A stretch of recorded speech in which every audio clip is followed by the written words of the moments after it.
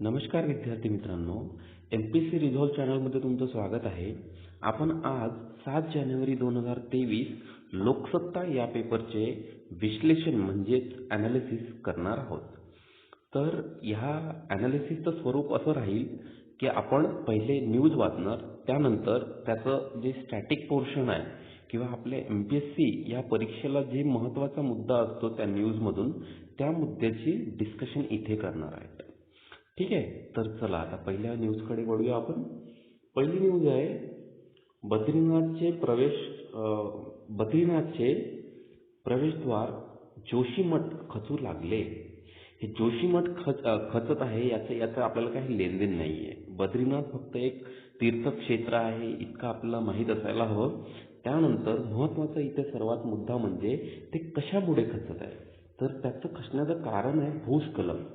भूस्खलन हा आपला इथे या न्यूजमध्ये डिस्कशन करण्याचा टॉपिक आहे. तर भूस्खलन म्हणजे काय?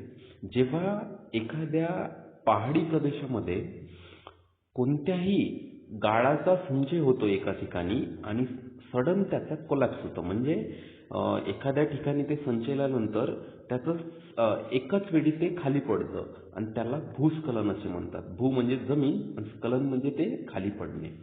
तर जसं आता उत्तराखंडमध्ये मोस्ट ऑफ द टाइम तिथे किंवा जम्मू काश्मीरमध्ये आहे, हिमालयाच्या प्रदेशामध्ये नद्यांनी वाहून आणलेला गाळ भरपूरशा ठिकाणी साचतो आणि साचल्यानंतर त्याच्यामध्ये नेहमी ओलावा असल्यामुळे ते धीरे धीरे धीरे धीरे आतमधून कमजोर होत असतो आणि एक वेळ अशी येते की ग्रॅव्हिटेशनल फोर्समुळे ते सडनली कोलॅप्स होऊन जातं.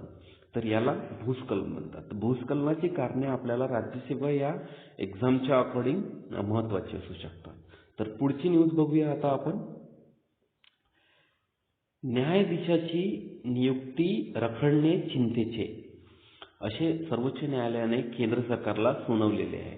तर हा मुद्दा कसा आहे, आपल्या इंडियन पॉलिटीमध्ये म्हणजे आपल्या भारतीय डेमोक्रेसीमध्ये महत्त्वाचे 3 अंग आहे. पहिली एक्झिक्युटिव्ह म्हणजे कार्यकारी यंत्रणा, दुसरी लेजिस्लेटिव्ह म्हणजे कायदेकारी यंत्रणा आणि तिसरी ज्युडिशियरी म्हणजे न्याय यंत्रणा. तर आता या तिन्ही यंत्रणांमध्ये चेक्स अँड बॅलन्सेसचा खेळ असतो, म्हणजे एकाचं नियंत्रण दुसऱ्यावर असते, दुसऱ्याचं नियंत्रण तिसऱ्यावर असते आणि हे एकमेकाला कंट्रोलमध्ये ठेवतात, म्हणजे जास्तीत जास्त पॉवर एकाच संस्थेकडे जाऊ देत नाही. तर हे याचे मूळ म्हणजे स्वरूप असते वर्क करण्याचं. तर आता काय होतं आहे मित्रांनो की जसं कोलेजियम हे न्यायाधीशाची नियुक्ती करण्यासाठी शिफारस करते आणि केंद्र सरकार त्याला मान्यता देते, म्हणजेच प्रेसिडेंट आपलं त्या मान्यता देते आणि त्यानंतर न्यायाधीशाची नियुक्ती ही केल्या जाते. पण याच्यामध्ये आता काय झालं की सुप्रीम कोर्टचे काही न्यायाधीश जे होते ते निवृत्त झाले आणि नवीन न्यायाधीशाचे प्रमोशन होऊन तिथे नवीन न्यायाधीशाची भरती झाली. तर हे नवीन न्यायाधीश कुठून येणार? जे उच्च न्यायालयाचे मुख्य न्यायाधीश आहे किंवा सुप्रीम कोर्टसाठी इलिजिबल जे न्यायाधीश आहे त्यांना ते तिथून घेतील. म्हणजेच हायकोर्टमध्ये जे वॅकन्सीज खाली होणार त्या पटकन भराव्या लागतील, कारण जर भरल्या नाही आपण तर भरपूरसा तुटवडा होऊ शकतो, न्यायपालिकेवर प्रेशर हे वाढू शकतं. त्यामुळे ज्या शिफारशी केलेल्या आहेत त्या पटपट निकाली काढाव्या असं सुप्रीम कोर्टने सांगितलेलं आहे. तर यामध्ये आपल्याला स्टॅटिक पोर्शन जर करायचं म्हटलं तर पहिला मुद्दा येतो की सुप्रीम कोर्ट न्यायाधीशाची नियुक्ती ही कोणत्या कलमेद्वारे होते. तर सर्वोच्च न्यायालय ज्याच्या न्यायाधीशाची नियुक्ती ही 124 क्लॉज 2 याद्वारे केल्या जाते. आपल्या भारतामध्ये एक सर्वोच्च न्यायाधीश आहे आणि त्यानंतर त्याला सपोर्ट देणारे इतर 30 न्यायाधीश आहे. अशी ही 31 जणांची टोटल बॉडी आहे. तर तसेच 217 या कलमेद्वारे हायकोर्ट म्हणजेच उच्च न्यायालयाच्या न्यायाधीशाची नियुक्ती केल्या जाते. उच्च न्यायालयाच्या आपल्या भारतामध्ये टोटल 25 उच्च न्यायालय आहे. प्रत्येक उच्च न्यायालयाच्या न्यायाधीशाची पदसंख्या आहे ते राज्यशासन ठरवते आणि राज्यशासनाने ठरवल्यानंतर प्रेसिडेंट हे हायकोर्टच्या न्यायाधीशाची आणि सुप्रीम कोर्टच्या न्यायाधीशाची नियुक्ती करतात. प्रेसिडेंट म्हणजे राष्ट्रपती, राज्यपाल नाही. तर आता लेटेस्ट तयार झालेलं 25वावं उच्च न्यायालय कोणतं, हा प्रश्न महत्वाचा असतो आपल्यासाठी. म्हणजे होऊन जातो, कारण करंटमध्ये आहे टोटल 25 न्यायाधीश आहे, न्यायालय आपल्याकडे, उच्च न्यायालय आहे. तर 25वावं कोणतं? तर अमरावती हे आंध्र प्रदेशमध्ये 25वावं उच्च न्यायालय बनत आहे. तर तुम्ही ते लक्षात ठेवा. ही न्यूज इथेच आपण थांबवूया, पुढच्या न्यूजकडे वळूया. 122 वर्षामधील 2022 हे 5वे सर्वात उष्ण वर्ष. उष्ण वर्ष म्हणजे मित्रांनो, आपल्या पृथ्वीचं तापमान कंटिन्युअस वाढत चाललेलं आहे. तर ह्या कंटिन्युअस वाढत्या तापमानाला आपण कुठेतरी आळा घातला पाहिजे, कारण जर तापमान वाढत गेलं तर आपलं क्लायमेट चेंज होणार. भरपूरशा जे जीवसृष्टीतील प्राणी आहे त्यांच्यावर याचा विपरीत परिणाम होतो. आता आपणच उन्हाळ्यामध्ये अत्यंत उन्हामुळे कसं गहिवरून गेल्यासारखं होतं, आपल्याला जीव गेल्यासारखं वाटतं. तर हे इतकी उष्णता ही चांगली नाही पृथ्वीसाठी. त्यामुळे आपण या तापमानावर काहीतरी नियंत्रण ठेवायला पाहिजे, याच्याशी रिलेटेड ही न्यूज आहे. तर न्यूजमध्ये आपल्याला आता स्टॅटिक पोर्शन महत्वाचं आहे. स्टॅटिक पोर्शन याच्यामध्ये काय आहे की 1997ला सर्वात पहिले जगांनी या उष्णता वाढीची दखल घेतली, मुख्यतः दखल घेतली. आणि क्योटो ही जपानची एक सिटी आहे, क्योटो, तिथे एक परिषद भरवण्यात आली. आणि ह्या क्योटो परिषदेमध्ये क्लायमेट चेंज हा मुद्दा ठरवण्यात आला. आणि त्या क्लायमेट चेंजमध्ये ग्लोबल वॉर्मिंग किंवा क्लायमेट चेंज हा महत्वाचा मुद्दा उचलण्यात आला. त्यानुसार आपले जे कार्बन उत्सर्जनाचे प्रमाण आहे, म्हणजे कार्बन डायऑक्साईड जे वातावरणामध्ये आपलं आहे, त्याचं प्रमाण कशा पद्धतीनं कमी करता येईल याबद्दल डिस्कशन करण्यात आलं. तर क्योटो प्रोटोकॉल हा अप्लाय झाल्यानंतर सर्व देशांना एक टार्गेट देण्यात आलं की तुमच्या देशामध्ये इतकं तुम्ही कार्बन उत्सर्जन करा, त्याच्यावरती जाऊ नका. ठीक आहे. तर झिरो कार्बन डेफिसिट हा संकल्पना इथून विकसित झाली. पुढे याच्यामध्ये 2015मध्ये पुन्हा एक पॅरिस इथे बैठक झाली क्लायमेट चेंजच्याच रिलेटेड. तर ह्या पॅरिस बैठकीमध्ये क्योटो प्रोटोकॉलचा आढावा घेण्यात आला. तर तिथे असं प्रदर्शनास आलं की आपले जे टार्गेट ठरवण्यात आले होते प्रत्येक देशासाठी ते कोणीही अचीव केलेलं नाही, म्हणजे मोस्ट ऑफ द जणांनी अचीव केलेलं नाही. तर मग 2015मध्ये पॅरिसमध्ये जी परिषद झाली होती पॅरिसमध्ये, ह्या पॅरिस परिषदेमध्ये 1.5 सेल्सिअसच्या खाली तापमान वाढू द्यायचं नाही, म्हणजे 1.5 सेल्सिअसच्या खाली तापमान ठेवायचं. तर आता हे 1.5 सेल्सिअस म्हणजे नेमकं काय असं तुम्ही म्हणणार. तर मित्रांनो, आपल्या पृथ्वीचं ओव्हरऑल तापमान अप्रॉक्सिमेटली 15 डिग्री सेल्सिअस आहे. तर आता तुम्ही म्हणणार की आपल्या भारतात तर 45-50 पण जातं. तसं नाही. आपण इथे बोलताय की पूर्ण पृथ्वीचं, काहून ग्रीनलँडमध्ये जर तुम्ही गेले तर तिथे 0 डिग्रीचे खाली तापमान असतं. आपल्या खाली जर गेले इक्वेटरवर तर तिथे 50च्या जवळपास तापमान असतं. तर हे जेव्हा ॲव्हरेज होऊन येतं तर आपल्या पृथ्वीचं तापमान हे नियर अबाउट 15 डिग्री सेल्सिअस आहे. तर या 15 डिग्री सेल्सिअसला आपण 1.5 डिग्री सेल्सिअसच्या वर वाढू द्यायचं नाही, म्हणजे मॅक्झिमम 16.5 डिग्री सेल्सिअसच्या वर जाऊ द्यायचं नाही, असं तिथे पॅरिस परिषदेमध्ये ठरवण्यात आलं. पण आता 2022मध्ये असं जाणवत आहे की उष्णता ही वाढतच चालली आहे, आणि त्याच्याशी रिलेटेड ही ती न्यूज आहे. ठीक आहे. कळलं याच्या मागचं बॅकग्राऊंड कळलं. आपण पुढची न्यूज बघूया. ही पण सिमिलर न्यूज आहे. कार्बन उत्सर्जन 0 आणण्यासाठी प्रयत्न. आता जेव्हा तापमान वाढ होत आहे तर 22मध्ये आपण सर्वात उष्ण वर्ष दाखवलेलं आहे. तर त्याच्यावर मग आता उपाय काय घ्यायचा. तर उपाय आहे कार्बन उत्सर्जन जे आहे ते 0वर आणणं. म्हणजे याचा अर्थ असा होतो की कार्बन आपण काढायचंच नाही, तर मग सर्वच ठप होऊन जाईल. म्हणजे इकॉनॉमी कशी चालायची बा. कारण मुख्यतः आपली जसं गाडीनं आपण प्रवास करतो ट्रॅव्हलिंगमध्ये, तर ट्रॅव्हलिंगमध्ये आपली गाडीच कितीतरी कार्बन डायऑक्साईड सोडतं. आपण श्वास घेतोय, आपण श्वास घेतल्यानंतर आपण कितीतरी कार्बन डायऑक्साईडचं प्रमाण ॲटमॉस्फिअरमध्ये सोडतो. तर मग हे कार्बन डायऑक्साईड प्रमाण जर झिरो करायचं आहे म्हणजे काय कॉन्सेप्ट काय नेमका हा.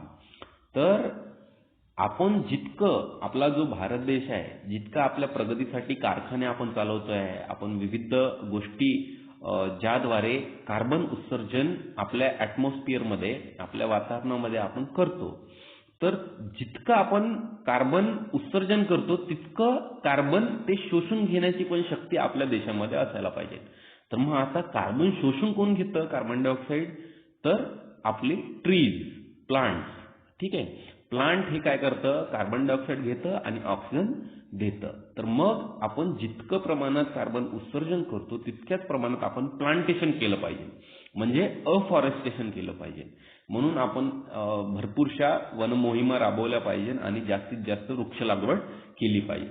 तर याच्यामध्ये आपल्या भारतानं ठरवलेलं आहे टार्गेट की 2070 पर्यंत आम्ही 0 कार्बन उत्सर्जित देश हा बनू बा. 2050 पर्यंत USA या देशांनी केलाय टार्गेट की आम्ही कार्बन 0 देश बनू बा. 2060 पर्यंत चायना या देशांनी केलाय टार्गेट की आपण कार्बन 0 देश बनू आणि भारताचं 2070 टार्गेट आहे. तर अशा पद्धतीचे हे टार्गेट डायरेक्ट सेंटेन्समध्ये विचारतात आपल्याला, तर तुम्ही लक्षात ठेवा. पुढे जाऊया,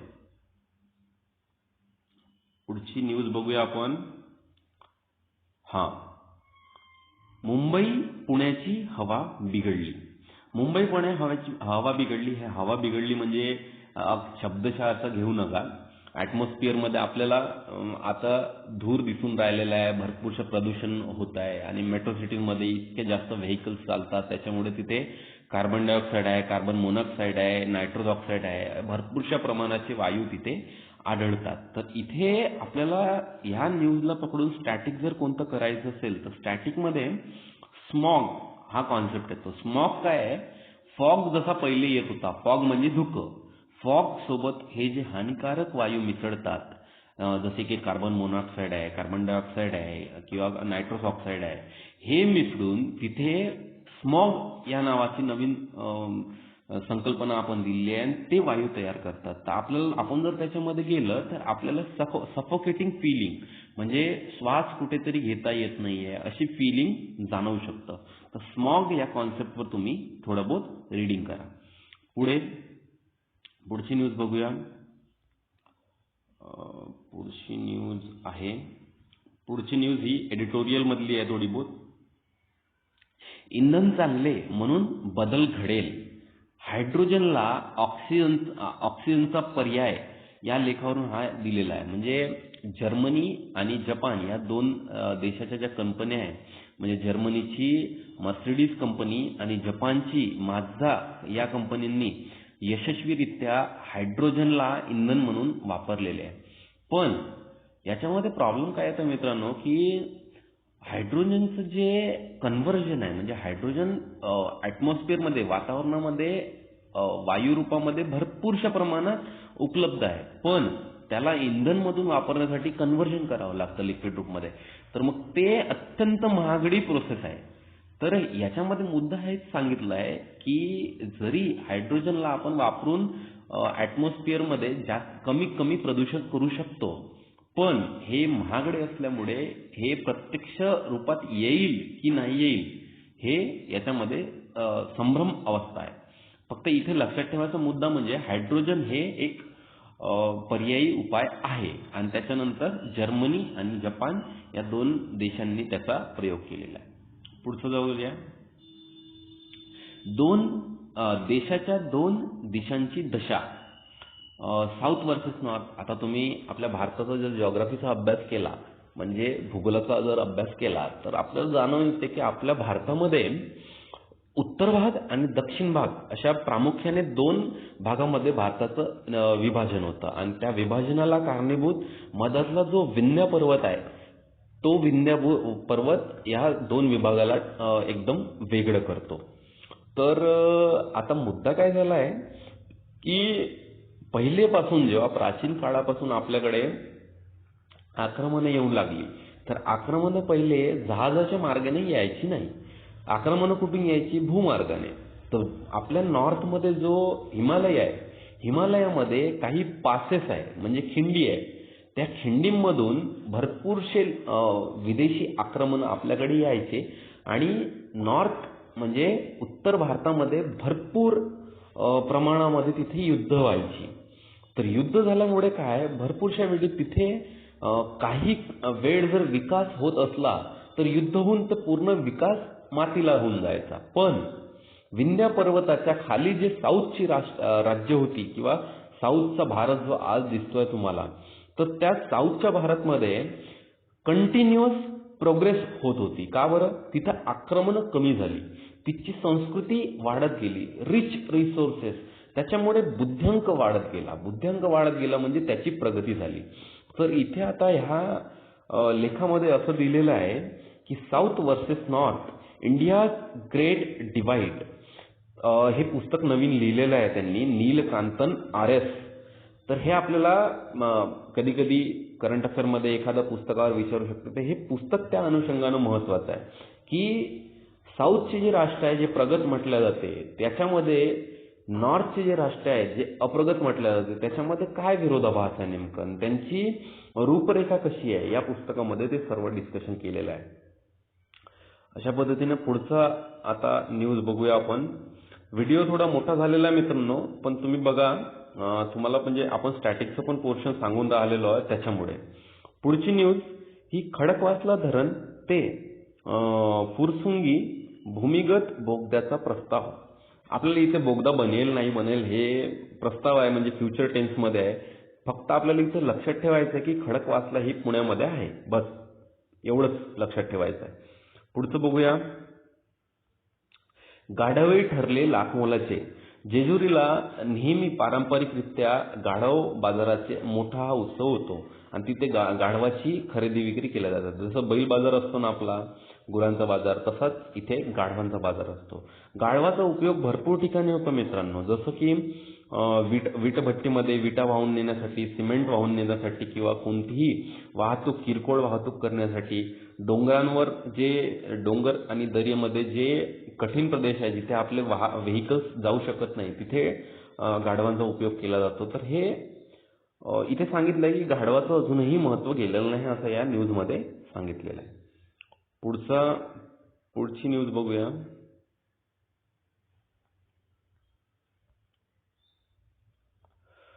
पुढची न्यूज आहे ही.